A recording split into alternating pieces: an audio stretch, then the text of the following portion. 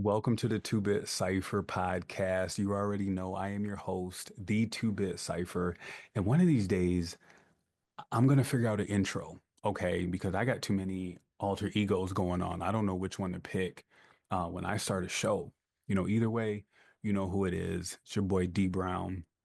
And today I want to talk about childhood trauma. I want to touch base on my childhood trauma and, what I think trauma does to us at an early age. And, first and foremost, I want to say that everything that I talk about is through my experience. I haven't, I didn't go to school for this or anything. It's just I've, you know, reverse engineered myself. So I have a great understanding of, how I work and, how things, develop for me. And this might be a little all over the place. I usually have some notes that I go off of, but I kind of want this to be off the cuff. I think it might give it a little more, heartfelt felt feel. So, let's get into it.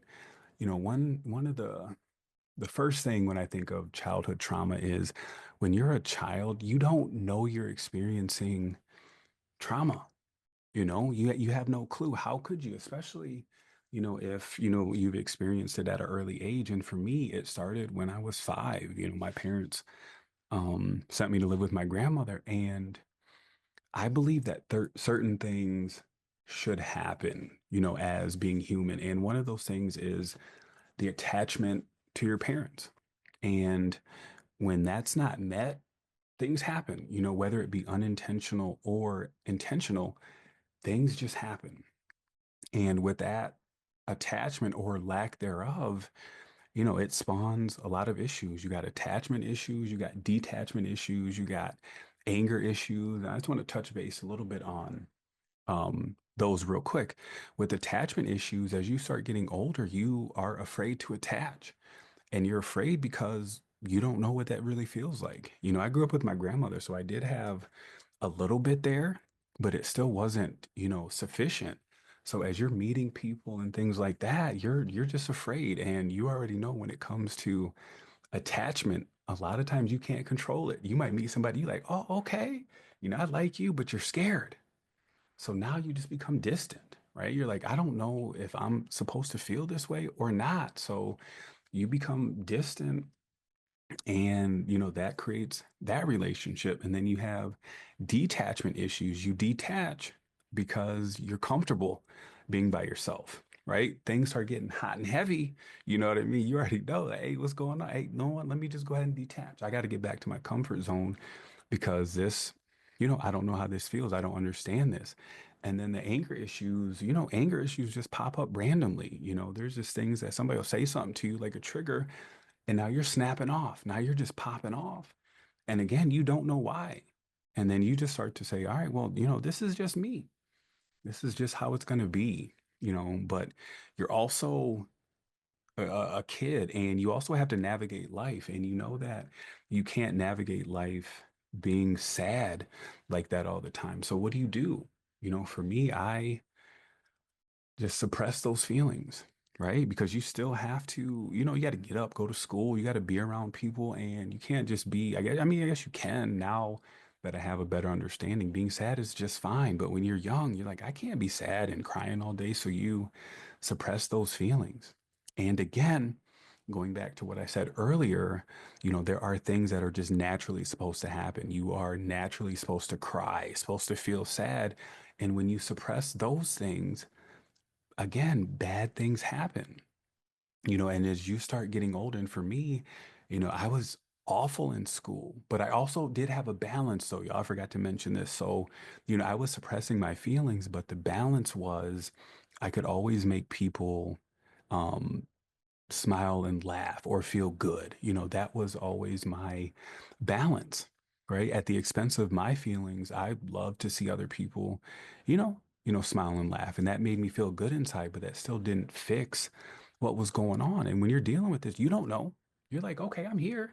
I'm good. But, at some point in time, something has to give. And, when you're suppressing your feelings and you got this makeshift happiness, something has to give. And for me, it was just my feelings. I became numb.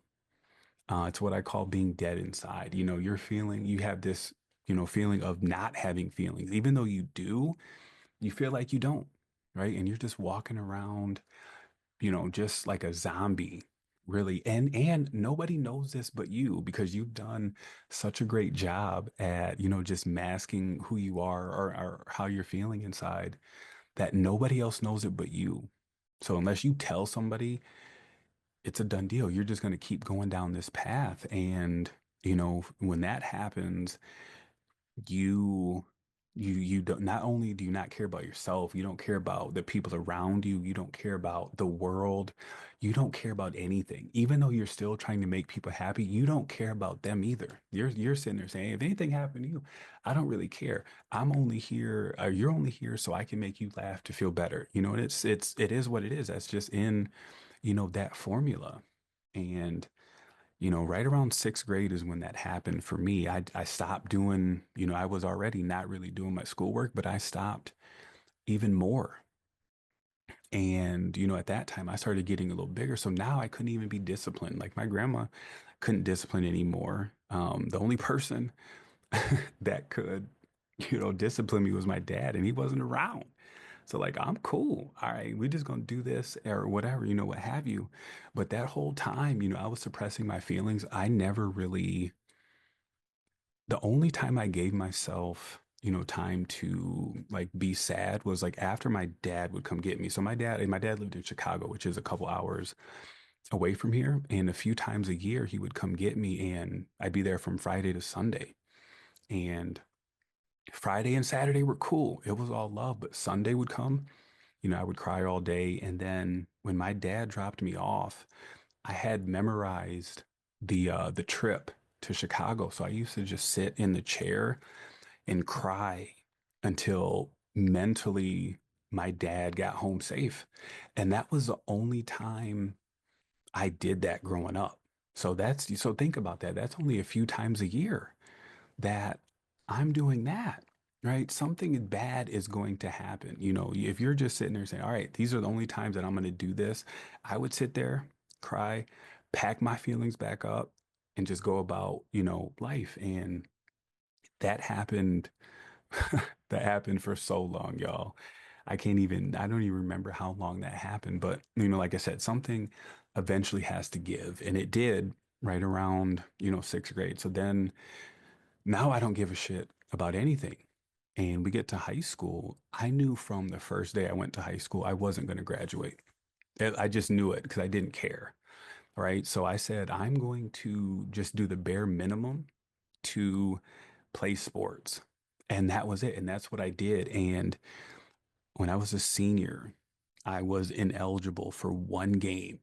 And I couldn't believe it, right? Coach came to me and said, "Oh, you're ineligible. You can't play." And I brushed it off too. I said, "You know what? I don't care. I'll just be ineligible." And when we, were warming up, I was in street clothes.